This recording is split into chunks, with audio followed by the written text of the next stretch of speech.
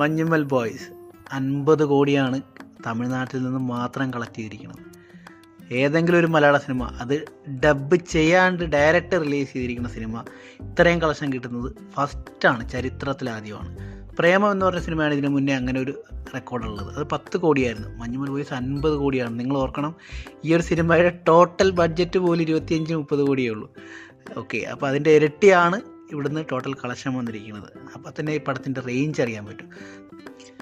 നിലവിൽ വൈശാഖ് ലാലേട്ടൻ കൂട്ടുകെട്ടിൻ്റെ പുലിമുരുകൻ 139 കോടിയാണ്.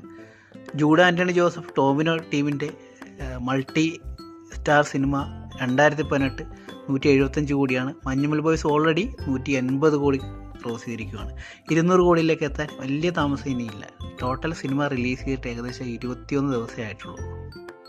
എന്നിട്ട് പോലും കേരളത്തിൽ നിന്ന് ഇന്നലെ മാത്രം കളക്ട് ചെയ്തിരിക്കുന്ന 1,10,00,000 897